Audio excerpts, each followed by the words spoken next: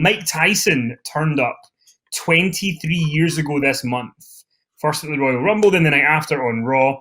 He famously, obviously, I mean, someone who can call Steve Austin Cold Stone and get away with it and still be taken seriously, that's an accomplishment.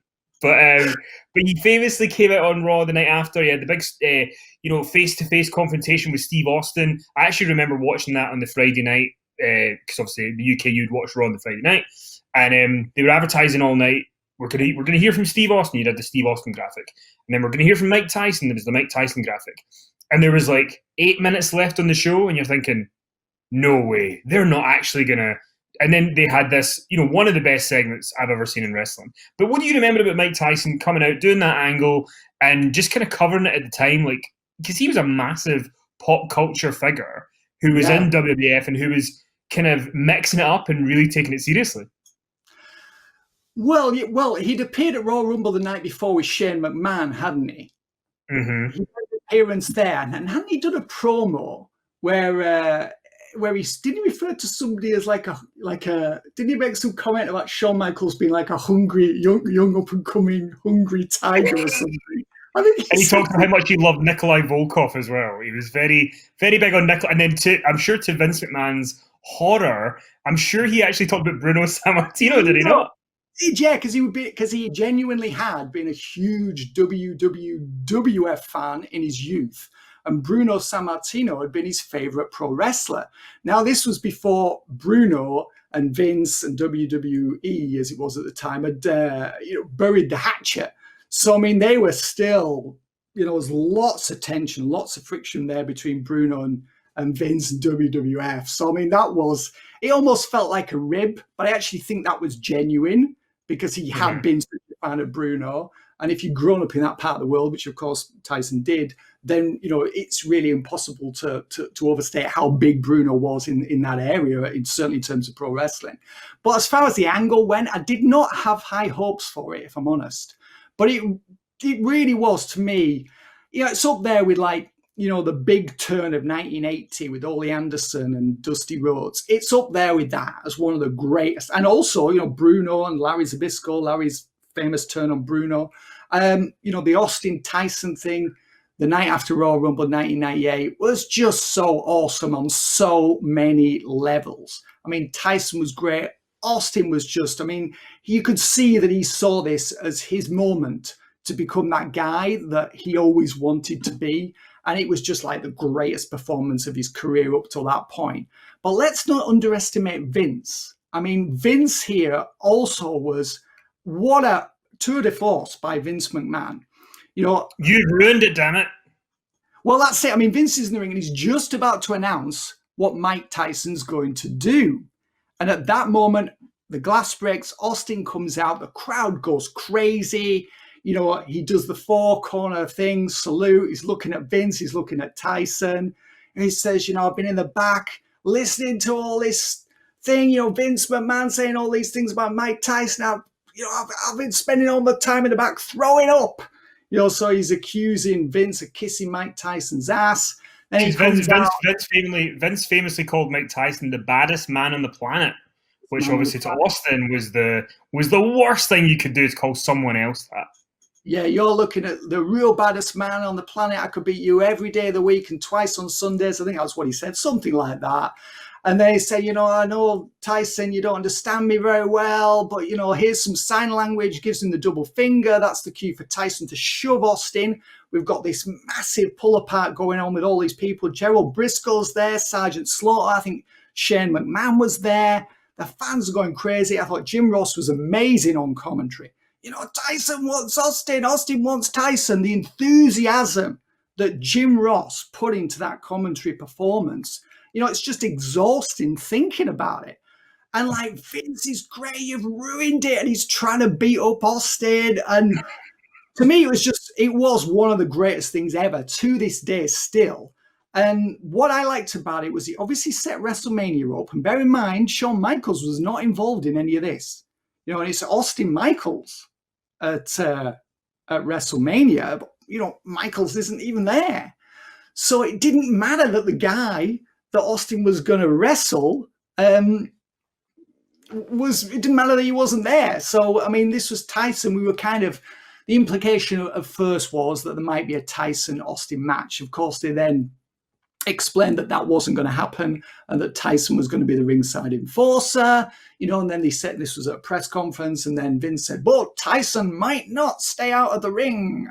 So that was announced. But the thing I liked about it here was it set up the Austin Tyson thing.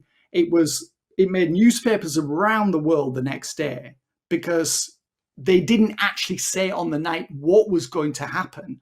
So they allowed the newspapers to speculate as to what would happen at WrestleMania. Would Tyson get in the ring? So of course, at this point in time, he's banned from boxing.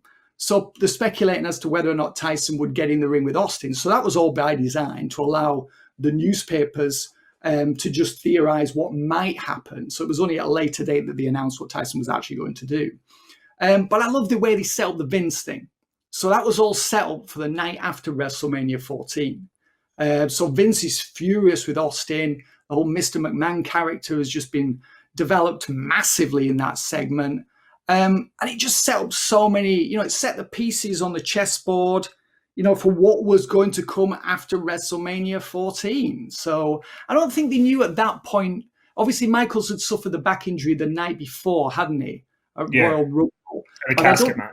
Yeah, I don't think the severity of it had been determined at that point. So they didn't know that his career was effectively going to end at WrestleMania 14. But they were just planning ahead anyway for this Austin, Vince McMahon feud, which would absolutely revolutionize this company and the wrestling business. I remember speaking to somebody in WCW a few days later when the ratings came in. And that night it was close, but Nitro held on to its lead in the ratings. So it won that night. And it was a real arrogant statement from somebody who worked there. And he said, you know what? If they couldn't beat us last night with Tyson, then they're never going to beat us.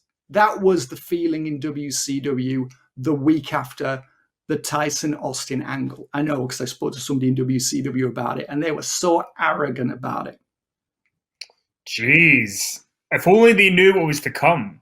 I mean, where would you rank the Tyson appearance, or what it meant, or what it was in terms of WWF, WWE, like all-time greatest celebrity involvement? Because I mean, look, it's not popular to say this, but like the Trump stuff did really well in 2007. I know it's probably going to get lost now because of everything that's happened, but that did do really well. Cyndi Lauper and Mr. T did great in 1985. Lawrence Taylor, there's a lot of people who've got involved, but where does the Tyson one rank for you in terms of a celebrity being involved in WWF? Well, in terms of long-term effect on the company, or long-term benefit, I mean, I think it's got to be the greatest celebrity involvement ever. Obviously, Trump on the night at WrestleMania 23. That at the time was the biggest pay-per-view number they ever drew, wasn't it? Yeah. But I mean, long term, it didn't really make any difference to WWE. Trump's involvement in 2007, it would have been. Was it 2007? Yeah, 2007. Yeah, 2007. Yeah, WrestleMania 23. So that was a big night for WWE in terms of gross, revenue, in terms of mainstream publicity, and long term as well. I mean, that clip of Trump attacking Vince McMahon at ringside, how many times have we seen that on mainstream news or entertainment or whatever? But in terms of actually putting WWE over and making it into a more successful and bigger, more conspicuous company, I don't think that really made that much difference in the long run. Whereas Austin Tyson, I mean, it depends where you say. When did the Attitude Era start? Did it start the Double Cross at Survivor Series? Did it begin with the famous Vince speech? I think was it the night after the DX pay-per-view where he said, "Fans, there's no good guys and bad guys." Yeah. Shades of Grey, the famous the 50 Shades of Grey speech that Vince gave. Right? You should get royalties from those books. So Vince's 50 Shades of Grey speech in December, was that the start of the Attitude Era? I like to think that was when it began, because that was a public acknowledgement of things are going to change around here. But I mean, Tyson and Austin, that really I think set the company on a pathway to become, the #1 company in the States again. It was in April, of course, when they finally defeated Nitro, or ended Nitro's winning streak, 83 winning streak in the Monday Night War. But I mean, I think if that hadn't happened, and the whole thing with Tyson and Austin and making him into a bigger star, and and a mainstream star as well, because a lot of people discovered Austin that night. A lot of people who didn't know who he was discovered him that night when he came out. He's this rebellious guy, this maverick performer, who's there to defy authority. He's this hellraiser, and he was like, this anti-hero character. So a lot of people who were not aware of who he was then knew the name Steve Austin as a result of the mainstream publicity that angle was designed to and did, provoke and generate for WWF. So, I mean, to me, I think it was the most important celebrity involvement in the history of the company.